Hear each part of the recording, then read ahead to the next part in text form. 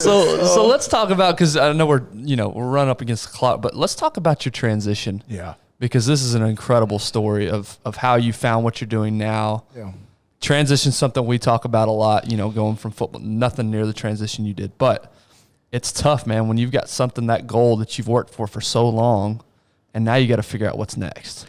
So talk to us about your transition. Well, first off, when you say it's not as tough, that's not actually accurate, because any transition is hard. Mm-hmm. Because what's hard to me is not hard to you. What's hard to him is not hard to me. And so, but it doesn't take away from the hardness that somebody has to deal with. And transitions are rough, and Jocko has a great video called Rough Transitions. And it's just a short little video, and it's just, talking about the transitions and showing pictures and videos and everything. And, I mean, every time I watch it, I get teared up. And Dave Burke, one of the other instructors on our team, he does too, because part of that, Echo Charles puts a video, or there's a picture of me and my wife. It's when we gave birth to our twin daughters. Mm-hmm. And when I transitioned out of the military, it was a rough transition. And the reason why is because I failed to establish a new mission. And as humans, we're all driven by missions, right? I mean, when you were playing sports, that was your mission. Mm-hmm. When you got out, I don't know what your new mission was, but whatever it was, that's what drove you. As humans, we're all driven by something. We call it the why, right? The why drives us. It drives our actions. What people fail to establish is, okay, what am I going to do to accomplish the why? Mm-hmm. The part that they also miss is how. Like, how are you going to actually accomplish that? And I failed to do that. I got out. I was transitioning out, and I had the opportunity, met guys at the gym. I started training MMA because I wanted to start fighting MMA. I figured that would help me with my transition out of the military, and I just was always drawn to that sport. And also because my dad was as well, and it was kind of one of those, I want to make my dad proud. I want to fight MMA maybe. Right. And got at the gym, owned a financial company. He was in charge of sales, and he told me, he's like, hey, this is what we do, and this kind of how we do things. And it made sense. It was so simple. It made sense. I'm like, I could sell that. That's pretty cool. Right. And, it's finance to trucking companies. Basically, if you had a delay in pay, we bought that invoice. We gave you a certain percentage up front. You worked at Triumph? No, but I know Triumph. Oh, okay. Yeah. All right. So it was one of Triumph's competitors. Okay. And I got to know Triumph very well. Okay. And so, it was called factoring, right? Mm-hmm. And so that's what I was selling. And what I thought was cool is, my main clientele is trucking companies. So I'm like, I'm pretty blue collar. Yeah. I have a high school diploma, and that's it. I was in the military. I can do this. Mm-hmm. I can talk, right? I can talk to these guys and gals and probably relate to them. Because truckers keep America going, Without trucking companies, we're screwed, man. Mm-hmm. We really are. And so I believed in it. I thought it was super cool, but it wasn't what I needed to be doing. Right. What it was a Band-Aid, because I was getting out of the military, and it was a Band-Aid. It was wound care, right? I was taking care of the wound, but I wasn't healing that void. I wasn't filling in the gap. And, I was doing well there. I ended up becoming a sales manager. We did pretty well. We did some pretty good numbers. My team was awesome. I just implemented a few basic things I knew from the military, tweaked some things. They were already rock stars. It wasn't like I came and fixed anything. Right. They were doing good. We just did really well. Mm-hmm. And then I just made an emotional decision, and I left because I had that void, and I saw where the company was going. There was ego driven by another owner that forced the other two good owners out. And I was like, this is not a good situation. Mm-hmm.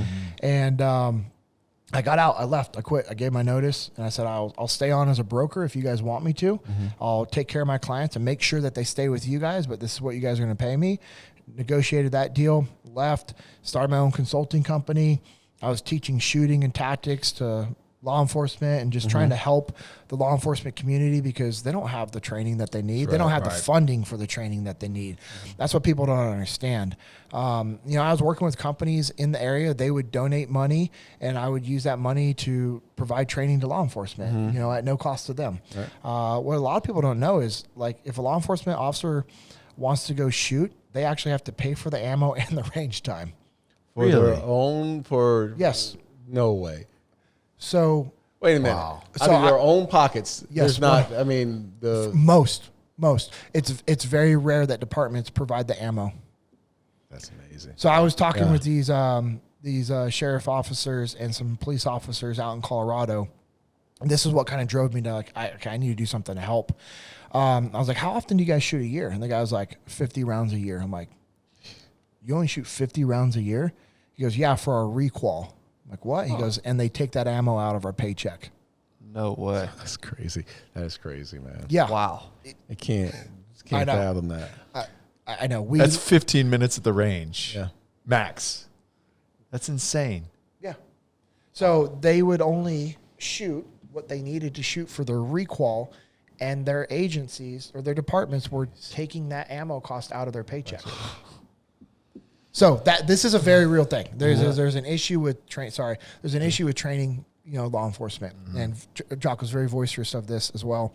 And this is something we can talk about on another podcast maybe, but jiu-jitsu training and combative training and de-escalation training and force-on-force training, a lot of departments just don't have it. And because they don't have the budget for it. So anyway, that's what I was kind of trying to do. And, I was trying to build that up and started an apparel company. I know it's super original, veteran t-shirt company. Yeah. First of its kind. Ever. Nobody's ever done this, guys. Ever done that. Maybe rolling in the dough. Nope. Didn't work out. No, I still have it.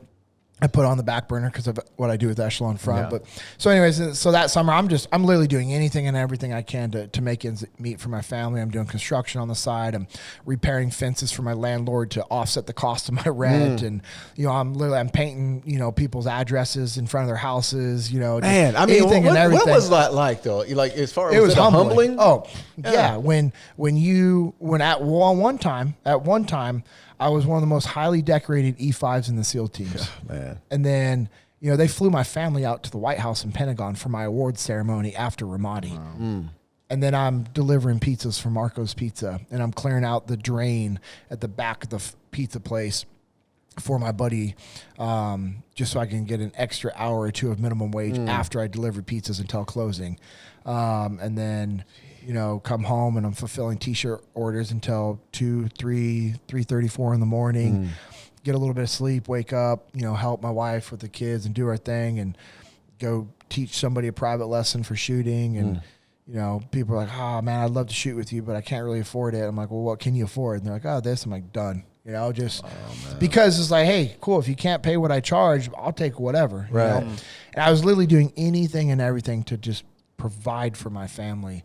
And, my wife was as well. She was doing everything she could with her business, and the business wasn't doing very well. What I want to talk about a little bit? This is not specific to you. I mean, we have so many that serve this country that come back. Oh, yeah. And don't have, or going through the same transition. Yep. And are going through these same type of issues that you're going through. Yeah. That you just described. Oh, yeah. This is a common thing. But it's not just for veterans. Think about law enforcement, they get out. What do they go do? Firefighters, they retire, or they get out. What do they do? College athletes. Yeah. Everyone's going to make it to the big show, right? Yeah. And they don't. What do? Professional athletes, they think they're going to have a 20, 30-year career. Yeah. What's the average career for an NFL? 3 years and a half, 3 years. Yeah, 3 years. That's right. Yeah, 3 years, 3 games. Crazy. Yeah. Yeah. That's crazy. That's the average. What do they do afterwards? People aren't taking the time to be strategic with their lives. And if we fail to plan, we're going to fail in life. And that's what I did. And you know what? I paid the man. I rode the struggle bus. And I did everything I could to make ends meet. I had an awesome opportunity. My buddy calls me up. He's like, hey, man. It's so funny. He's like, hey, what's your schedule like this summer? I was like, well, let me check. Hold on, man. Pretty booked up. Yeah, hold on. I can move some stuff around for you, Kevin, if you need me to. What do you got going on? He goes, Michael Bay is looking for some SEALs to be extras in the new Transformers movie. You'd be an extra playing a SEAL. And I'm not going to say what I said to him in a reply because I thought he was messing with me, right? I'm like, yeah, okay, cool, dude. With some other stuff in there. Right. He's like, all right. He goes, I'm being serious, dickhead. Like, if you want to be a part of this, give me this info. I'm like, call him. I'm like, you being serious? He's like, yes. And excuse my language, I'm sorry, but that's just Kevin. Man, right? that's how we speak. Unfiltered, brother. That's straight up Kevin. Kevin's just like, hey, I'm like, call him. He's like, he's so awesome, man. Anyway, so he's like, I need some pictures of you and your kit. These are the type of looks that I need. Send it over. I'm like, cool. Send it over. Don't hear anything. I'm like, great. So then I'm helping out this guy with his training company. I'm driving down to Alabama, helping him build out his training company, driving back and forth, just trying to make that happen. Good guy, good vision. We just didn't align, and I failed, on a few things. I dropped the ball on some stuff, and we parted ways. And then the movie thing came about as an opportunity, and he's like, "Hey, no, actually, the advisor's wife calls me." And she's like, "Hey, Michael Bay loves your pictures. He wants you, to be on the movie. Can you be on a flight tomorrow to Detroit?" And I'm like, I am 5.5 hours away from home at this point, and it's in the evening.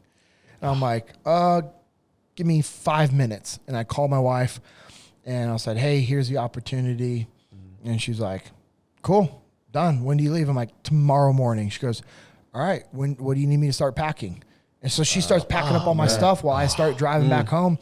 I drive back home, love on her and the kids for a little bit, and then go to the airport in the morning and head to Detroit, not knowing when I'm going to be coming back because I'm just filming, right? And so, spent a couple months up there, came home, went over to the UK, did some filming over there, came back, and I was like, all right, cool. So Dang, this wasn't like a small gig. This wasn't like, hey, this one scene, we need you to stand in. No. I ended up actually doing some advising for Michael Bay with the stunt guys and the tactics and everything else like that. Yeah, it was cool. I mean, he's a brilliant human being. So that happens that summer, and then it goes back to like no work. And I was like, well, man, I need to get some more income coming in, and, need to get paid on this and trying to figure stuff out. I was teaching shooting, helping out on ranges when I could. Like, I had a buddy reach out. He's like, "Hey, man, I need an extra guy on the range at, $300 a day." I'm like, "Done. What do you need?" Which is, good money, especially if you're just sitting on the range helping out. And I was just whatever I could do to help. And then I was constantly reaching out to Jocko a lot. I was just reaching out to Jocko and, just saying, "Hey, if there's anything you need help with, let me know, like anything I can do." And I text him, like, "I know the mentor doesn't seek out the mentee. That's why I'm reaching out to you." And he's like, "Just, make sure you're reading the book, listen to the podcast." And I'm like, done. What else? I was like, "Can I help sell your gigs?" I'm like, "Bro, like, whatever I can do." He's like, "No, we're kind of good there." And then it came to the point where he replied back to me, and he's like, "Hey, we're getting to the point where we're actually having to turn down gigs because Leif and I are so busy. We probably might need to bring somebody else on board. We have this event in San Diego. Here's the dates. Can you be there? Just to come check out what we have going on." And I replied back to him. And I said, "Well, let me check." I'm like, I'm actually teaching shooting and then supposed to be leaving for this other gig overseas. That gig overseas was legit. It was 70 days in a row at $1,000 a day. Oh, damn. My family had zero money. Right. There was times we literally were negative. And at this time, I remember we had it was like 17 cents in the account one day, I remember. And I was like, oh my gosh. Like, I'm calling guys that I work for. I'm like, "Hey, you still owe me money. Like, I'm not trying to collect on a friend, but I'm also a friend that helped you out. Like, can you please pay me the money you owe me?" And then you get some money in, or, they transfer money for the payments, or they'd send me a check, and I would literally drive an hour to the Navy Federal Bank so it could go directly into it. Or I drive to their bank, cash it, and then go to my bank and put it in there. Just, because we didn't have, we were hurting financially because of bad mistakes that I had made. I left that company on an emotional decision. I wasn't logical. I didn't plan it out. I didn't have my plan, And so Jocko says that, and I'm like, he's like, "Hey, I would never tell you not to do something that would take money from your family." He goes, "Plus with us, nothing's guaranteed. Like, I don't know, he's like, you might have one gig, you might have 52 gigs next year. I don't know. But if you are able to come out and see what we're doing and, meet Jamie and, talk with Leif and come up with a game plan, let me know." And I remember I called Amanda, and I called another guy who was like this friend of mine, but I also looked up to him as like a mentor. He's pretty successful. And they both were like, "You know what you need to do." And especially Amanda, my wife, is like, Jocko and Leif will never screw you over. Yeah, that was my next question. Yeah. Is it because of where you've been with Jocko and Leif? Yes, 100%. I mean, loyalty above all. Right. Like, I don't care. I'm with Jocko and Leif until the day I die. And I've had some ridiculous offers from companies that were our clients that tried to bring me, like, "Hey, man, come on board with us full time." I'm like, "What's the chance?" I'm like, 0. Don't ever ask me that again. Or you won't be my client ever again. Like, that's not worth it, right? There's Right. no amount of money that would ever cause me disloyalty to Jocko and Leif. Not going to happen. Right. Like, and when people offer that, it makes me mad. Right. It makes me really mad because I'm like, do you not understand that? Clearly you don't. But okay, that's fine. And, you know, because, you know, that's on me because I haven't made that very well known to people. And so anyways, it was because of that loyalty that I knew what I would have from them. Right. And I called my buddy Steve Arian, a great guy, an amazing shooting instructor with his company. And I was like, hey, I know I'm supposed to be out here these days. Jocko wants me out here for this, to see what they're doing. It's an opportunity to work with him. He's like, I'll get you covered. He goes, that's amazing. I was like, are you sure? Am I putting you in a hard spot? He goes, yeah. He's like, you're not putting me in a hard spot. He's like, just, you know, and now I'm going to have to pay someone else's travel. I'm like, take it out of my travel. Like, don't pay me travel, you know? Right. Like, get somebody out there. And he's like, okay. He's like, I'm really sorry. And I'm like, dude, business is business. Like, I'm not trying to hurt your business. You're helping me, and you're my friend. And so I made my way out there using points. You know, I had no money. I was like trying to figure out, like, where am I going to stay? Right. And then, but when I committed that I was going out there, Jocko was like, cool, hey, we're going to put you up at a hotel at the venue. I'm like, oh, thank God. No, if I can just get to the hotel, I'll be good. Humans don't need food for 3 to 4 days. I was gonna say, do we get the bagels in the morning though? Bagels and cereal. So Jamie, our director of operations, we always laugh at all the muster because that first muster, I go into the team room to meet everybody, and it's all these like swag bags that we're giving people, and it's like all these like, you know, beef jerky and protein bars and all this stuff, and I'm like, oh yeah, I'm like kind of hungry. packing my own bags, right? No, and I did, and like I was like, well, are we allowed to have any of this? I don't want. And she's like, oh yeah, this is our stuff that we can take from. I'm like, cool. I packed like my own bag. I'm like, this The is my Michael Irvin cookie story. Yeah, I was like, this is my 3 days of food, right? And also, I was like, man, as long as I have water, I'll just fast while I'm here. Like, I don't care. I need a cleanse anyways. Yeah, I'm good. I'm happy for the opportunity. You know, did the muster. Jocko had me on his podcast right afterwards. And, you know, I told him, I was like, I'm all in. I'm 100% all in. Whatever you and Leif need, I'm in. And that started the process. Right.